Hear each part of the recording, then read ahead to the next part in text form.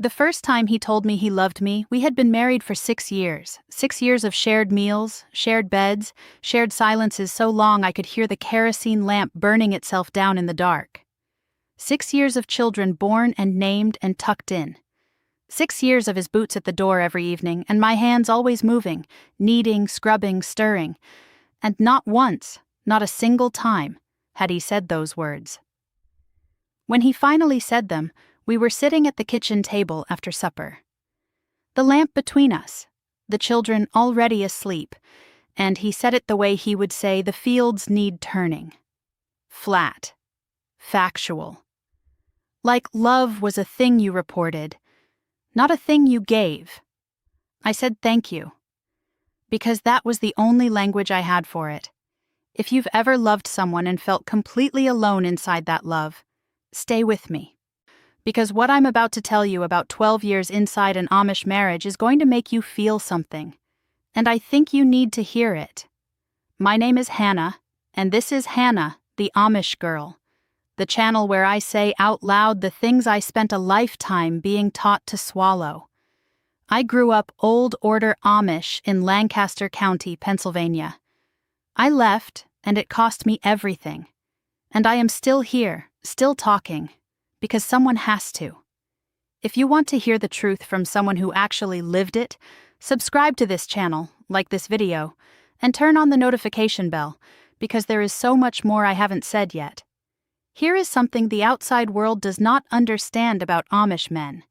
They are not cold by accident. They are cold by design. The Ordnung, the unwritten but ironclad code that governs every corner of Amish life, does not make room for emotional expression in men. A man who speaks tenderly in public is suspect. A man who cries is weak. A man who tells his wife she is beautiful, who reaches for her hand during church, who says I missed you when she returns from visiting her mother, that man is considered prideful, showy, worldly. Humility in the Amish world is silence, and husbands are trained from boyhood to be very, very humble. What this produces, inside the walls of an Amish marriage, is something that took me years of therapy after leaving to find the right word for. The word is emotional unavailability, but inside the community we didn't have that word, we had a different word. We called it steadiness. We called it a good provider. We called it a godly husband because he didn't drink, didn't wander, didn't raise his voice. He just wasn't there, even when he was sitting right across from me.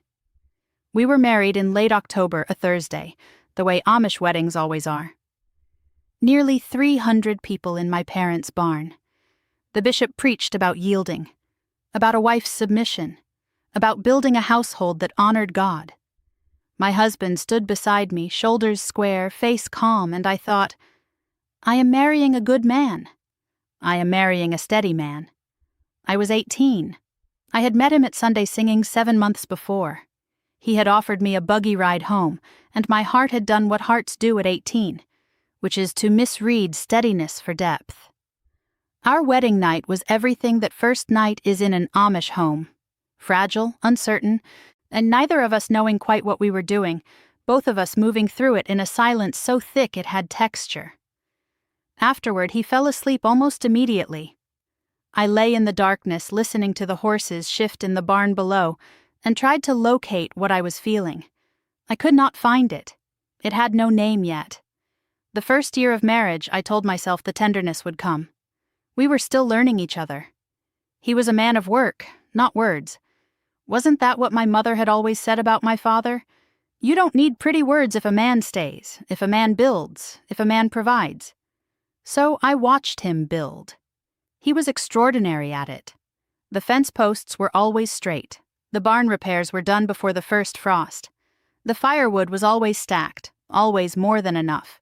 He was the kind of husband other women pointed to and said, "You are so blessed."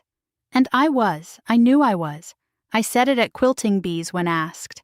I said it at church. I folded it into my prayers at night like a thing I was trying to press flat and keep. But here is the truth I couldn't say at the quilting bee. A straight fence post has never once made a woman feel less alone. By year 3, we had 2 children. By year 5, 3. I was cooking for a family before the sun was fully up most mornings, nursing a baby with one arm and stirring oatmeal with the other, and somewhere in the architecture of all that busyness, I stopped waiting for tenderness and started organizing my life around its absence. This is something no one talks about. Not in the community, and honestly not enough outside it either. The way a woman learns to need less. The way she restructures her interior world to fit inside the space she's actually been given, rather than the space she was told marriage would be.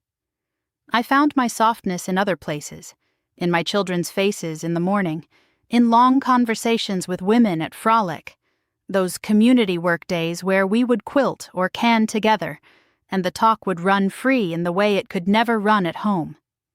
In the particular silence of early morning before anyone else woke, when the kitchen was mine alone and the day had not yet made its demands. I was not unhappy in the way people imagine when they hear a story like this. I want to be precise about that, because the outside world tends to flatten things into simple shapes: trapped wife, cruel husband. I wasn't trapped by cruelty. I was trapped by a system that had taught us both, my husband and me, I equally, that this was simply what marriage was. Here is what I mean. He didn't know he was withholding something. That's the part that took me the longest to understand. He had grown up watching his father the same way. Back straight, words few, love expressed through labor and presence, and the reliable turning of seasons. His father had never said "I love you" to his mother in front of the children. His father had never reached across the table to touch her hand. And his mother, bless her, a woman of extraordinary endurance, had built her life around that absence the same way I was building mine. It was inheritance, not malice. A silence passed down through generations so quietly that no one even recognized it as a thing being handed over. If you grew up in a home where love was shown but never spoken, where presence was supposed to be enough, where asking for more felt like ingratitude, I want you to hear this. You are not wrong for wanting words. You were never wrong for wanting words. By year 7, something in me began to shift. It was small at first, a restlessness I couldn't assign a cause to. I began to notice things I had trained myself not to notice. The way he never asked how I was feeling. The way a whole day could pass between us like a river we were both standing beside but never crossing. The way I could be in a room full of family and feel like I was the only person in it. I started asking questions in my prayers that scared me. Not questions about God exactly. Questions about whether the life I was living was the only shape a life could take. There was a woman at our church, older, widowed, who had been born English and converted to the Amish faith when she married.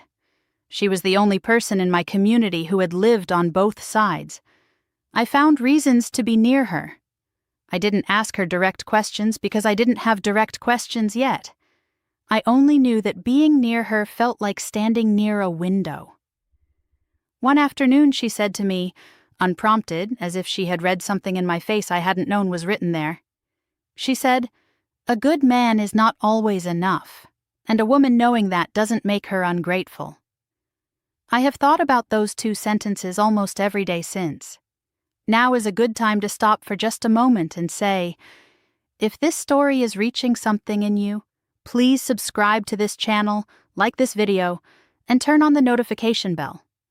I share these stories because I believe they matter. I believe you finding this video today is not an accident. I stayed for 12 years. I want to be honest about why, because the real reasons are more complicated than fear. I stayed because I loved him. Not the sweeping, cinematic love that the English world sells in every song and film and book, but a real, worn, daily love. The love of someone who knows which floorboard creaks and steps over it so the baby doesn't wake. The love of someone who has seen you at your worst and stayed anyway. That is a love. It is simply not the only kind. I stayed because leaving meant shunning. It meant my children watching their grandmother's door close to them. It meant my sisters not answering when I called. The cost of going was not abstract. It was the faces of people I had loved since I first opened my eyes in this world. And I stayed because I had been taught so deeply it had become indistinguishable from my own believing that wanting more than you had been given was a form of pride, that longing was a sin, that a good woman shaped herself to fit her life, not the other way around. But the restlessness didn't leave. It just grew quieter and more patient, like something that had decided it could wait me out. The moment I knew I could not stay came on an ordinary evening, not a dramatic one. No raised voices, no breaking point you could point to. It was a Tuesday in early November. Cold. The children were in bed. I was sitting at the kitchen table and he was reading and the lamp was burning low and I thought, with a clarity I had never had before, I do not exist to him, not as a whole person. I exist as a function, as the woman who keeps this house moving. And he exists the same way to himself. Neither of us, not once, has been asked to be more. That thought didn't feel like anger. It felt like grief, the quiet, enormous kind. I began making a plan that night. It took 2 more years before I walked out the door. Leaving broke things that have not entirely healed. I will not dress it otherwise. The shunning was swift and complete. My mother's face the last time I saw her. My oldest daughter, who was by then 12, standing in the yard watching me go. Those images don't leave. They sleep lightly, and certain ordinary things wake them. The smell of wood smoke, the sound of a horse, a quilt pattern I recognize. But I also walked into an English therapist's office for the first time at 31 years old, and she asked me a question that no one had ever asked me in my entire life. She said, "What do you want? Not what does your husband need, not what does God require, not what does the community expect. What do you want?" I sat in that chair for a long time. I couldn't answer. I had to learn the question before I could begin to form an answer. That is what 12 years inside an Amish marriage had done. Not broken me, but made me a stranger to my own wanting.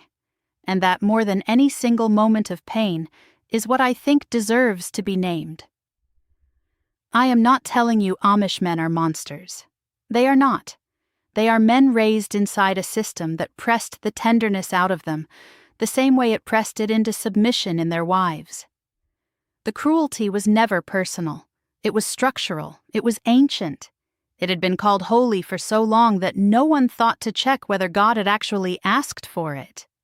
My husband was a faithful man. He never betrayed me. He worked without complaint. He loved our children in the way he knew how to love, which was to provide for them absolutely and hold them rarely. He was a good man inside a system that had given him no tools for goodness of the kind I needed most. If you are in a marriage right now where you feel invisible, not abused, not unloved exactly, but unseen, I want you to know that invisible is its own kind of lonely. It is a real thing. It has a name, and it is allowed to matter. I want to pause here and say, if this story has stayed with you, please subscribe to this channel, like this video, and turn on the notification bell. There is so much more I carry that I haven't said yet, and every time you show up here it tells me to keep talking. Someone asked me once, and a few years after I left, whether I regretted the 12 years. I sat with that question the way I used to sit with the hard prayers, not rushing toward an answer. Here is what I finally said. I don't regret the children. I don't regret the faith that still lives in me, wounded and rebuilt and real. I don't regret learning what endurance looks like from the inside, because I carry that knowledge like a bone. It is simply part of the structure of me now. What I regret is the silence, my own silence most of all. The years I spent translating my longing into something small enough to fit inside the life I had been handed. The mornings I woke before dawn and stood in the kitchen alone and felt the weight of being unknown by the person who slept in my bed and said nothing, did nothing, only put on my apron and started the stove. I was not too young to raise children and run a household and carry a community on my back. I was too young to know that love without language is a gift wrapped in paper you can never open. If you grew up in a world where silence was called strength, where asking for more was called pride, where you learned to shape yourself small so the people around you could stay comfortable. I see you. If you are sitting somewhere right now feeling alone inside a life that looks, from the outside, like it should be enough, I see you too. You are not ungrateful. You are not faithless. You are not wrong for wanting to be known. You are simply someone who deserved words, who always did. And if no one in your world has said them yet, I am saying them now. Subscribe to this channel. Like this video. Turn on that notification bell. Because I have more truths, I'm still learning how to speak, and I think you need to hear them. And honestly, I think I need to say them. Until next time, choose your freedoms wisely. They might just save your life.